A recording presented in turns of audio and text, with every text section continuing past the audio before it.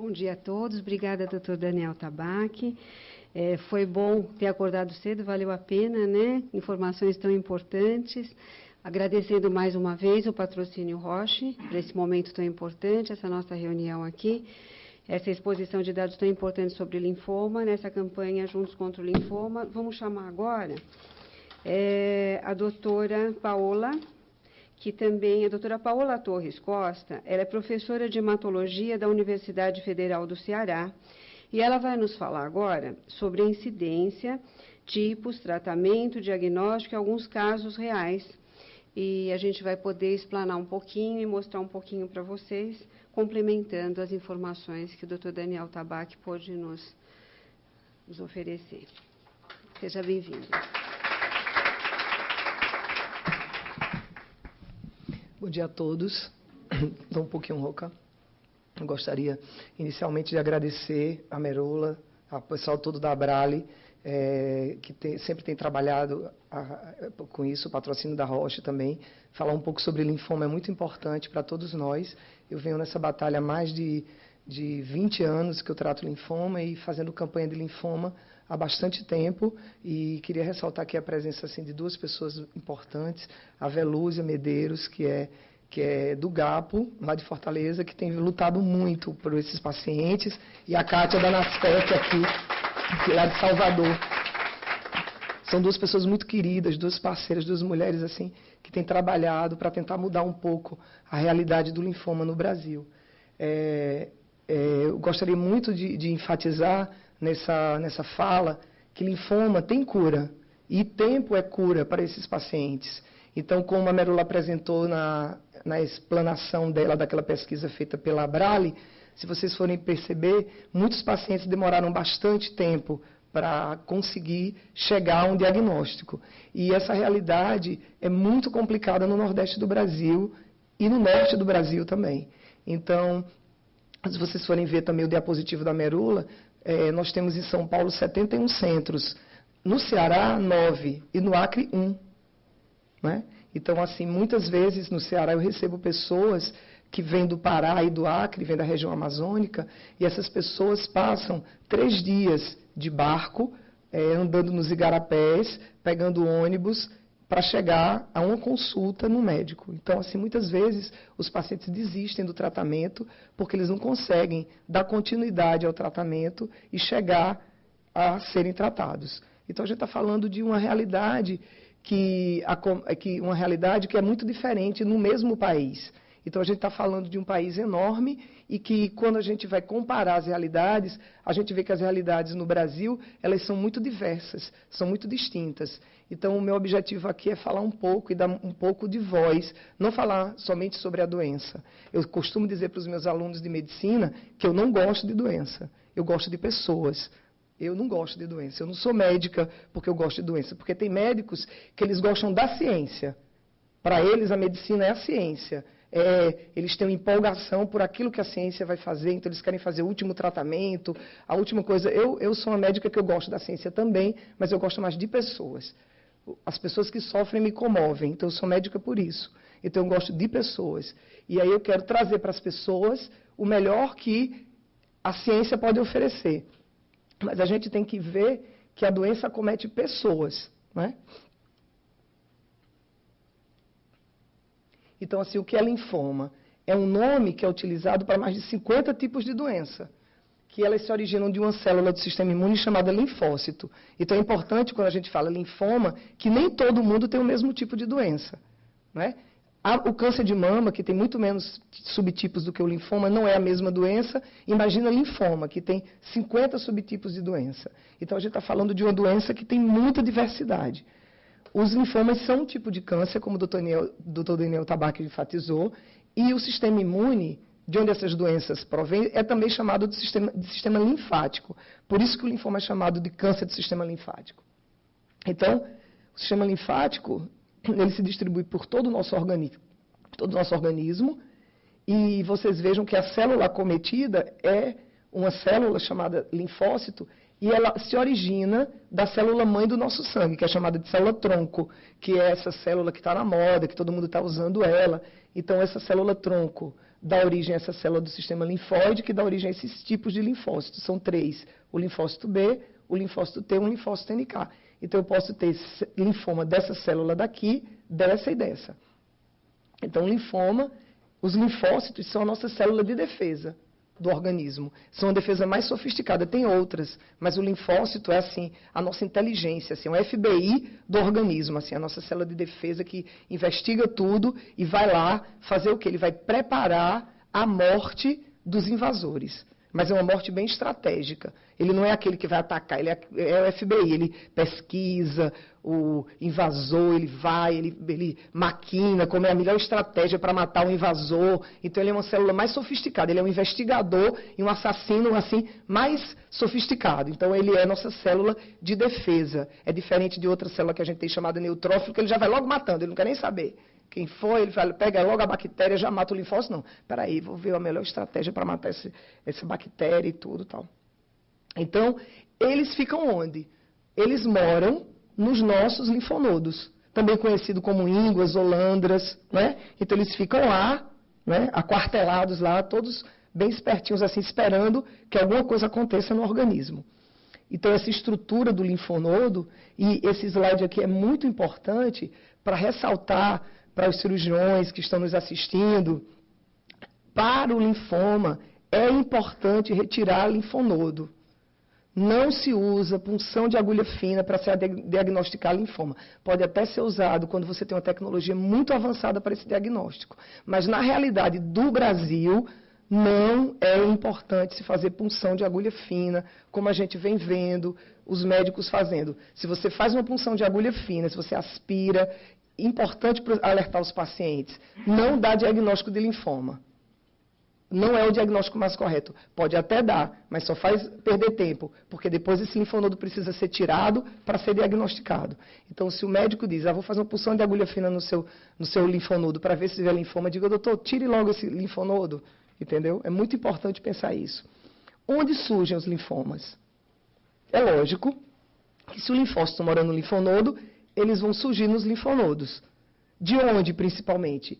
Da axila, da virilha, do pescoço. Então, é um lugar mais comum, como a Merula mesmo mostrou na estatística dela. Esses linfonodos são chamados linfonodos, gânglios, lândras ou ínguas. Então, eles aparecem como um pequeno carocinho, inicialmente, no pescoço, na virilha e na axila, como vocês estão observando. Vocês vejam que a maioria dos linfomas vai aparecer assim. No mundo inteiro, a maioria dos linfomas aparecem assim. Mas tem locais onde a realidade é diferente, que depois eu vou mostrar para vocês. Mas a maioria das pessoas vai ser diagnosticado assim e deve ser diagnosticado dessa forma. Só que tem uma coisa. 95% dos linfonodos que aparecem no corpo da gente, eles aparecem por causas benignas, não são linfoma. Então você vai ter um linfonodo. Quem aqui já não teve linfonodo? Uma lândra, uma íngua, todo mundo já teve. Não tem esse ser humano no planeta que nunca teve uma íngua. Vai surgir quando? Quando você tem uma amidalite, porque drena para cá. A pessoa vai na manicure fazer a unha, fica com a unha encravada, a manicure, pum, tira um bife da unha da pessoa. A pessoa vai ter um linfonodo na virilha, vai fazer uma depilação, se fura com espinho. Qual é a característica desses linfonodos? Eles crescem e eles somem. Algumas pessoas têm algumas doenças como toxoplasmose, como mononucleose, que tem muitos linfonodos, e às vezes ele cresce, ele some, mas fica uma bolinha bem pequenininha, durinha, que fica anos, às vezes não some. Isso é uma cicatriz de uma coisa que teve no passado, mas também não é importante, porque ela se mexe, ela é pequenininha, ela não cresce com o tempo, ninguém precisa se assustar com isso. Então, esse é um problema. Como todo mundo tem linfonodo, como todo mundo tem lândra, e como elas somem, muitas vezes os médicos não valorizam e muitas vezes o próprio paciente não valoriza quando aquilo aparece. Vai sumir. Isso aqui apareceu, eu já tive outra vez e sumiu, agora vai sumir. Aí ela começa a crescer e o paciente diz, epa, peraí. E daqui a pouco, quando ele vê que não some, pode surgir uma coisa muito importante. O medo de saber o que é. Então, no começo não dá importância, depois já fica sentindo que pode ser alguma coisa, e a terceira coisa que surge é, nossa, e se isso for alguma coisa? Aí a pessoa fica, eu vou levar o meu filho na escola, eu vou fazer isso. Todo mundo tem muita obrigação, e a gente às vezes diz que esquece de fazer aquela prevençãozinha, mas na verdade é porque a gente tem medo de descobrir o que é. E medo de descobrir o que é não adianta nada, porque se o medo protegesse a gente, ninguém era assaltado, porque todo mundo tem medo de ser assaltado. Então, se o medo fosse uma proteção, ninguém era assaltado. O medo não vai adiantar, né? Então, com o tempo, esses linfonodos benignos, como eu falei, eles somem ou diminuem. Quando é que a gente deve suspeitar de linfoma? Com um linfonodo que aumenta com o tempo, e ele, às vezes, gruda um no outro. O nome é coalescente, ele fica um gruda no outro. Então, quando um linfonodo fica grudadinho um no outro e que não fica lisinho, ele começa a ficar meio caroçudinho, ele não é aquela bolinha lisinha, elástica, já é uma coisa para a gente ficar de olho aberto e para a gente ficar atento. Se o paciente sente que o que ele faz normalmente está deixando ele mais cansado, ele tem que prestar atenção, é um sinal de alerta. Se ele tem perda de peso, e perda de peso que eu falo não é perda de peso, eu estou perdendo 1 quilo, 2 quilos, não. É um peso que é assim, 10% do peso da gente em menos de 6 meses. É uma pessoa que pesava 60 quilos, em menos de 6 meses ela perde 6. Isso é que é sinal de alerta, não é perder peso, porque a gente sempre está perdendo ou ganhando peso. Febre persistente, geralmente de tarde, ou aquela murrinha no corpo, uma sensação de arrepio, de frio,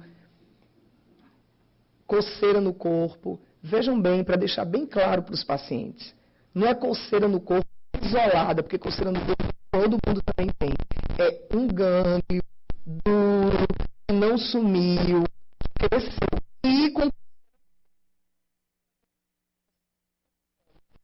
coceira não é linfoma, é gânglio. Então, por que a pessoa se coça? É importante dizer, porque esse tumor começa a produzir substâncias que vão para o sangue e dão sensação parecida com alergia. Então, não é coceira que é linfoma, é o linfoma que, quando está grande, produz substâncias que dão coceira. Para deixar bem claro para as pessoas, porque senão o povo vai pensar que se coçando é linfoma. E suores noturnos. Também não é aquele suor que a gente acorda com calor, porque a gente se agasalhou muito e porque a gente se cobriu. Não. É aquela pessoa que acorda molhada de suor. A camisola prega no corpo, a camiseta prega no corpo, pinga de suor, se molha de suor.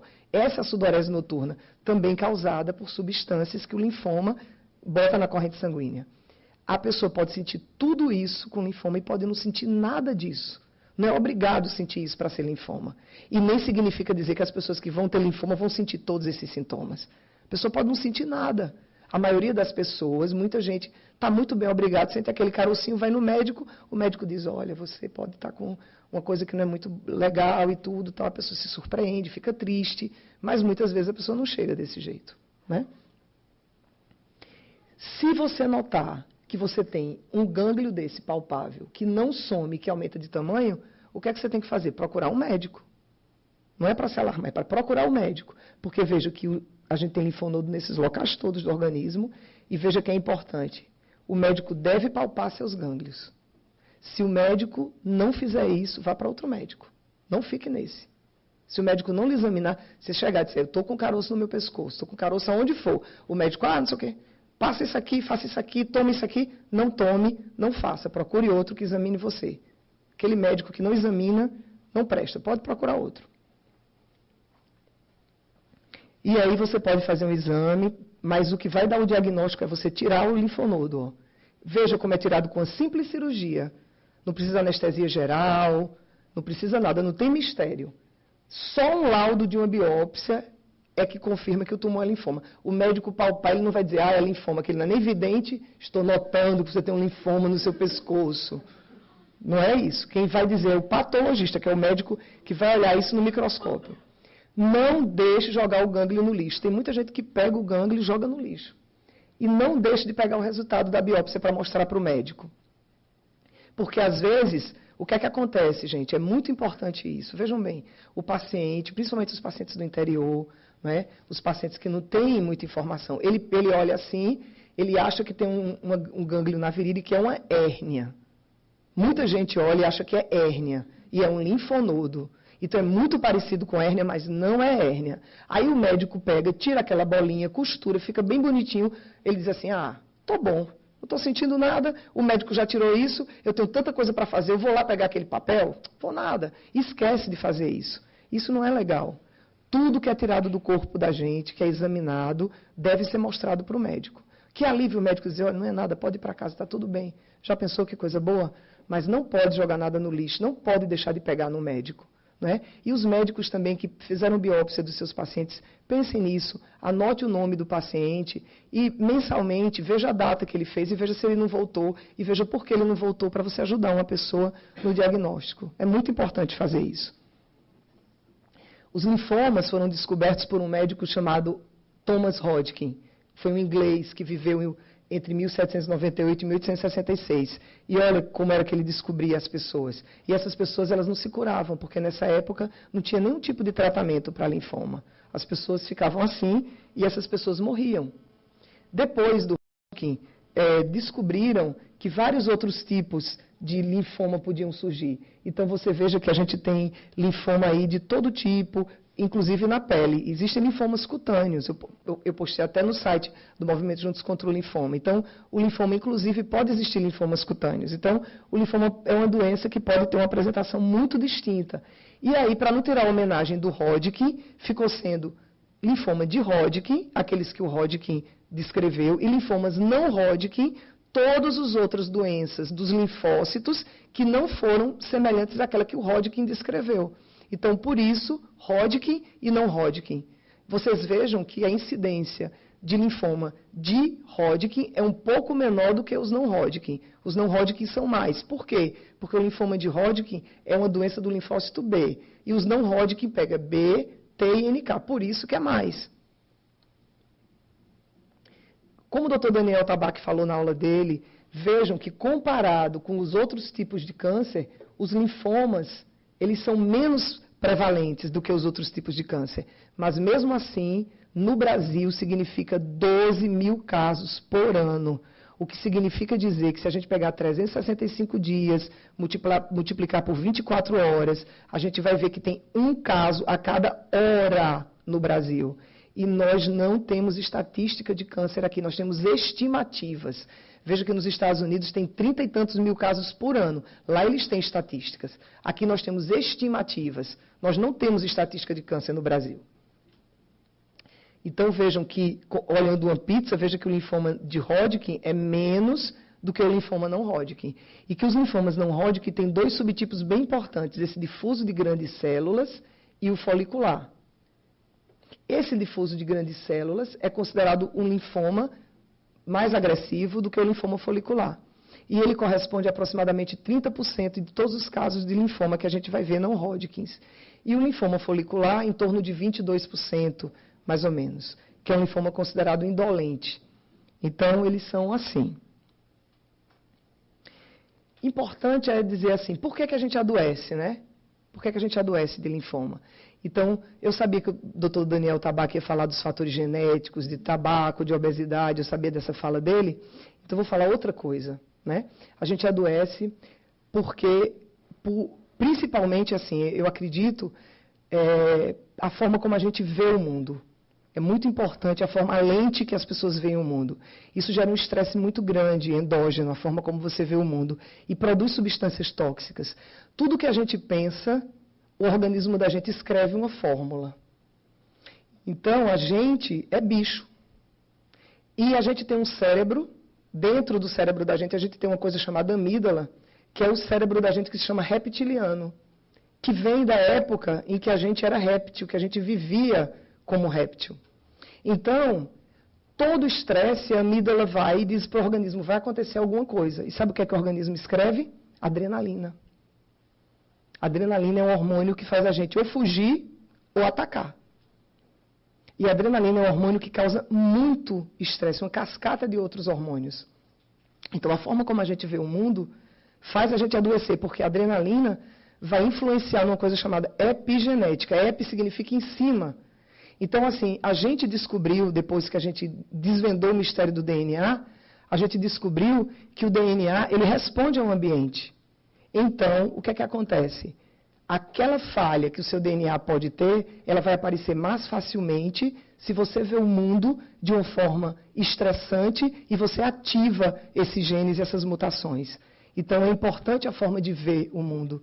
Isso a gente adoece como a gente vê o mundo. Se a gente vê o mundo de uma forma mais positiva, se a gente vê o mundo de uma forma mais feliz, se a gente vê o mundo, por que a gente reclama tanto? Todo mundo aqui acordou de manhã, todo mundo aqui acordou vivo, todo mundo comeu, todo mundo foi ao banheiro. A gente deixa de valorizar isso, a gente só aprende como isso é importante quando a gente perde isso. Então a gente reclama muito do mundo, e a gente reclama muito e faz muito pouco. A gente agradece pouco. Então, a forma como a gente vê o mundo é muito importante no adoecimento.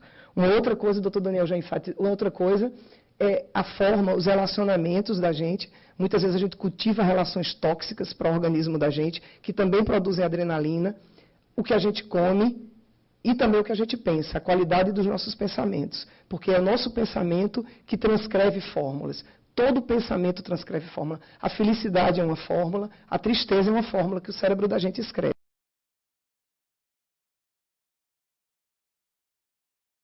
Do sangue, e é diferente das outras doenças. Não tem metástase em linfoma, como o Dr. Daniel Tabaque bem enfatizou, né? A mama, ela só tem mama na mama. Então, essa célula da mama, quando ela entra, que ela vai para um linfonodo, é uma metástase. Significa que aquela pele da mama entrou num vaso. O linfoma não, ele já é uma doença sistêmica. Ele é uma doença que se espalha, porque o linfócito, ele está do olho da gente, do fio do cabelo da gente. No fio do cabelo não tem linfoma não, mas é uma forma de dizer que ele vai da cabeça ao pé. Então, ele circula no organismo da gente, entendeu? Então, ele é uma doença que ela é vista de uma forma diferente, certo? Embora ele seja considerado um tumor sólido, mas ele é uma doença do sangue. Ele tem estágios. Em todos os estágios ele pode ser curado. Estágio 1, estágio 2, estágio 3 e estágio 4. Veja que os estágios, a doença vai se disseminando. Geralmente, como é que ela aparece? Como uma bolinha. Todo linfoma começa no estágio 1. Nenhum começa no estágio 4. O linfoma é diagnosticado no estágio 4. Mas nenhum começa no estágio 4. Todos começam no estágio 1. Aliás, todos começam com um linfócito que resolveu se rebelar. Uma célula que resolveu se rebelar. Ele não começa 4, ele vira, se transforma no estágio 4, numa doença mais disseminada. Antes de iniciar o tratamento, é preciso estadiar o linfoma, com vários exames. Então, muitas vezes o paciente não tem paciência, diz por que tantos exames? É importante ressaltar que o estadiamento é importante para o médico entender o estágio, exatamente para oferecer o melhor tratamento. É por isso que, às vezes, o familiar, na hora que sabe, fica aflito, fica querendo começar. E a gente entende isso, porque todo mundo que tem com diagnóstico de câncer fica pensando, nossa, eu estou perdendo tempo, eu quero, mas não. É importante ter essa paciência de fazer o estadiamento, porque o estadiamento vai dizer por onde é que o linfoma está no organismo da gente. Esse é um exame importante nos linfomas hoje em dia, no estadiamento, que é o PET-CT. Outra luta que a gente precisa implementar na Abrale é a gente tentar convencer as pessoas que fazem imagem a fazer um preço mais adequado para o exame e a gente tentar um APAC para o PET, para linfoma. É uma outra luta que depois a gente vai falar, porque é um exame muito importante no diagnóstico do linfoma e para a gente entender também a evolução e oferecer um melhor tipo de tratamento para os pacientes. Ressalto, não precisa, se você não tiver um PET para fazer o estadiamento, se você não tiver um exame sofisticado desse, não significa que você está sendo maltratado, não significa que você não está recebendo o melhor tratamento, nada disso. A gente tratou linfoma e curou muita gente antes do PET. O doutor Daniel e eu vou revelar aqui a nossa idade, a gente tratava linfoma, né? Antes de existir até tomografia, a gente tratava com ultrassom abdominal.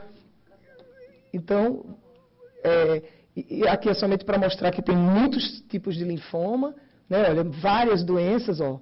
Olha aqui quantos tipos de doença que tem, né? O linfoma acomete pessoas, é uma doença democrática, né? Tem muita gente que vocês conhecem aqui, que tiveram linfoma, Robert Redford, Adilmo, Janequine, né?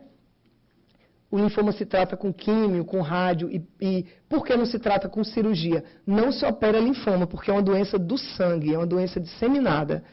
O que é a químio? É um tratamento no qual a gente usa drogas para matar o tumor, né? Então, a quimioterapia são drogas, geralmente o paciente pode tomar isso e ir para casa, ele toma sentadinho numa cadeira, ele vai para casa, né? A quimioterapia age, então, indo no linfonodo, matando essas células, e essas células vão sair da corrente sanguínea pela urina.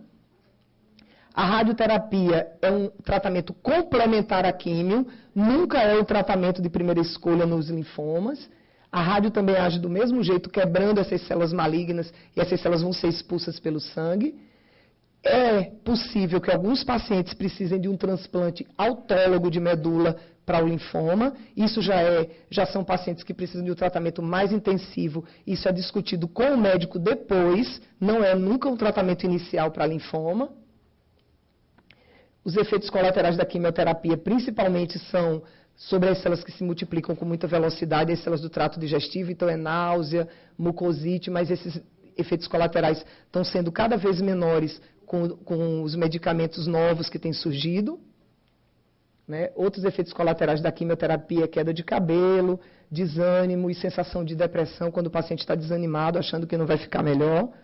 E a melhor maneira de combater o tratamento é uma dieta saudável, ingerir muito líquido para expulsar essas toxinas que vão sendo geradas pelo tratamento que está matando o tumor. Então a pessoa tem que fazer uma dieta saudável e ingerir bastante líquido. Uma coisa importante também é descansar, meditar, fazer terapia e rezar. Isso é muito importante. Rezar, ter fé é importante, é científico. Está provado que quem tem fé se cura mais rapidamente. E eu vou falar um pouco aqui, vou mostrar aqui umas fotos um pouco tristes, mas isso aqui é para falar da realidade dos pacientes do Nordeste. Esse é seu Josafá com a família dele, no sítio bonito, e Senador Pompeu. Seu Josafá percorre 400 quilômetros para chegar em Fortaleza para fazer um tratamento. Da primeira vez que ele foi, o carro era tão ruim que ele chegou e disse que passou uma semana todo quebrado, com os ossos tudo doído do que ele foi. E seu Josafá chegou assim, ó, com estágio 4 de um linfoma. Ele chegou assim, lá. Por quê? Porque ele não conseguiu chegar no médico adequadamente. Sabe quantas vezes ele foi no médico que tirou caroço? 4 vezes o médico da cidade, ele vendia vaca, o médico tirava o caroço e ele voltava para casa. Tirou 4 vezes o caroço, nunca fez uma biópsia, até que apareceu desse jeito. O filho dele, esse aqui, ó, danado da vida, chegou de São Paulo, danado da vida, querendo ir lá tomar satisfação com o médico por causa da história do pai dele. Seu Josafá passou 8 meses para chegar no hematologista, para conseguir o tratamento. Chegava lá em Fortaleza, saía do sítio, ia para casa e chegava lá em Fortaleza dessa forma. Francisco Alain e a mulher dele, no meio do sertão. Isso aqui é perto da casa dele, aqui é a casa do patrão dele, não é a casa dele não. Ele quis tirar a foto virada para a casa do patrão dele, que era bonita. Assentamento Encanto, Senador Pompeu, Ceará. Eu fui lá fazer um documentário chamado Tempo é Cura. Francisco Alain agora tem uma filhinha, Cibele, o nome da filhinha do Francisco Alain. Ela nasceu depois que o Francisco Alain teve a doença, então essa coisa que as pessoas ficam estéreis e tudo, tal, é uma coisa que também, mas olha como o Francisco Alain chegou. Desse jeito, ó. Isso é um linfoma também, né? O Francisco Alain chegou e ele disse, eu achava que eu ia morrer. O maior medo que eu tinha era de não voltar vivo de Fortaleza. E chegar lá os médicos me desenganarem. Tá aí. Vivinho da Silva, terminou o tratamento, tá ótimo lá no assentamento Encanto. Ele é o vice-líder do assentamento da comunidade, mas pegava, com essa massa, pegava uma moto na garupa do irmão dele, chegava, ia para Fortaleza, ia para Senador Pompeu, pegava um ônibus, ia para Fortaleza, chegava 3 horas da manhã, ficava esperando o dia raiar, os ônibus circularem para ir fazer a quimioterapia. Quando eu mostrei essas fotos para um dos maiores especialistas de linfoma que tem no mundo, que é um professor francês, o professor Gilles Sala, ele disse para mim, Paula, eu nunca vi um paciente assim. Eu nunca vi, porque na Europa não tem gente assim. O povo chega com um bilotinho, um carocinho no pescoço. Ele disse para mim, ele ficou impressionado. Ele disse, Paulo, eu nunca vi. Eu até convidei ele para vir aqui, porque toda semana lá no CRIO Tem gente toda semana, Daniel. Daniel, essa é a minha realidade toda semana, Daniel. Semanal eu mostro isso para os meus alunos. Das mais diversas idades, dos mais diversos. O doutor Daniel Tabaque aqui está dizendo, impressionante. Ele não vê paciente assim, né? Luciano Brito, pedreiro, ele e a mulher dele agora. Isso aqui é depois que ele teve a doença. Ele ainda não terminou o tratamento dele, não. Ele está fazendo o tratamento. Olha como foi que ele chegou. Chegou assim. Ele não acreditava que ele pudesse ficar assim. Ó. Isso aqui não é foto dele antes, não é foto dele agora. Certo? Então, isso, gente, eu queria dar voz a essas pessoas, falar dessas pessoas, né? E dizer que essas pessoas confiam na gente. Elas confiam em nós, elas precisam da nossa voz, elas precisam do nosso apoio, precisam da Abrale, precisam do GAPO, precisam da NASPEC, precisam dos médicos, precisam dos seus familiares, né? Então, ó, o universo do cuidar é tão importante quanto a vontade de curar. A gente tem que cuidar dos seres humanos, né? Então, linfoma tem cura, essa cura depende de todos nós, de muitas mãos, de todos vocês que estão aqui. Queria agradecer a vocês e queria agradecer aos meus pacientes, principalmente, que permitiram essas fotos, que disseram que eu podia colocar o depoimento deles na internet, mostrasse a cara, não precisava botar tarja preta, eles fazem questão de dar o depoimento, queriam vir comigo aqui, falar com vocês. E gostaria de agradecer também aos familiares que cuidam deles, aos cuidadores e amigos, e eles por terem me ensinado lição para a vida toda. Queria muito agradecer a vocês essas palavras. Queria dizer para os pacientes que têm esperança, que linfoma tem cura. Esses casos são a nossa realidade no Nordeste, não é a realidade de todo mundo. Quem tem linfoma, nem todo mundo fica assim, mas eu achei importante enfatizar e dar voz para essas pessoas e dizer que tempo é cura. Vamos diagnosticar precocemente essa doença. Obrigada.